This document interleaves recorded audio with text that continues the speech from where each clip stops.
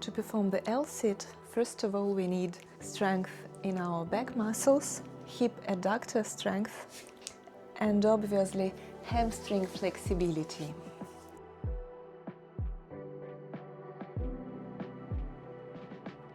But I still can't do it on the floor.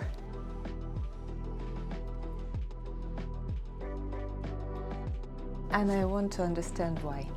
The L-sit performed on parallel bars is easier than on the floor, because you have more room to depress and stabilize the scapula, which makes it easier to engage the lats and lower traps. Whereas on the floor, the shoulder depression is limited. Gripping the bars provides better control and force production.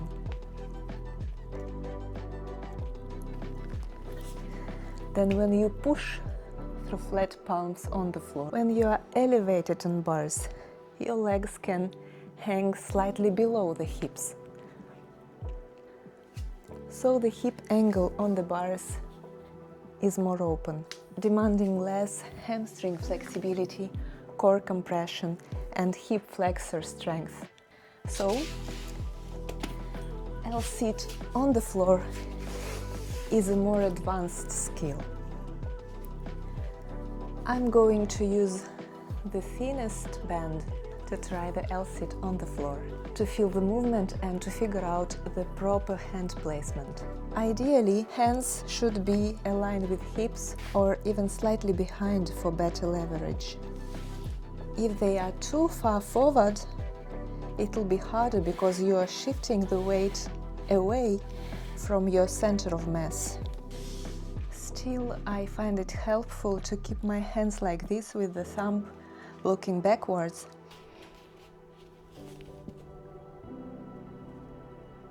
And it definitely means that I'm looking for the way to reduce wrist strain, as well as to give myself more space for scapular depression. In this case, it could be possible to use small blocks or parallettes to bridge the gap and to provide more neutral position for my wrists.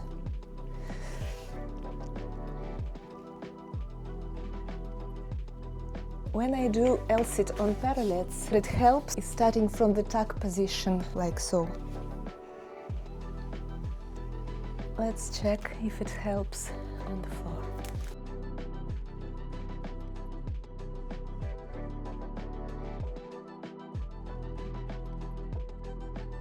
Yes, it definitely helps. Let's try it without a band.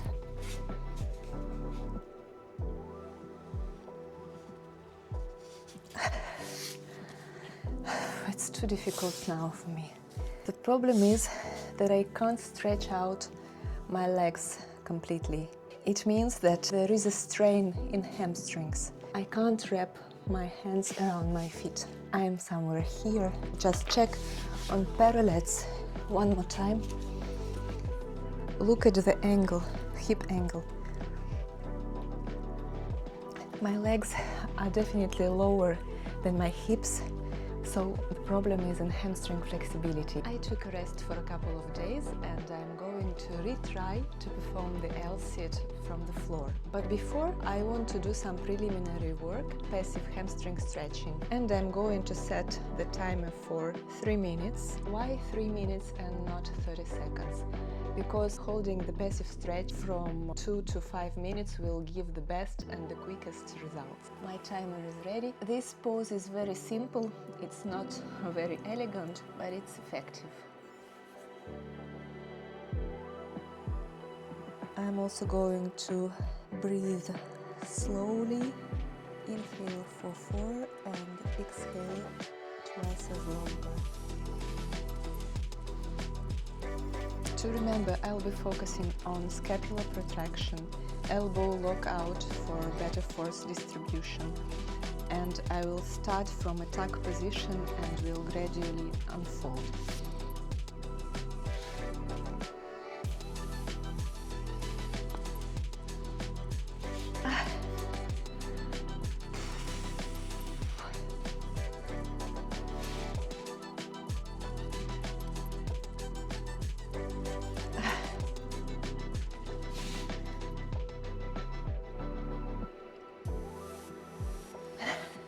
Can 1 second be counted?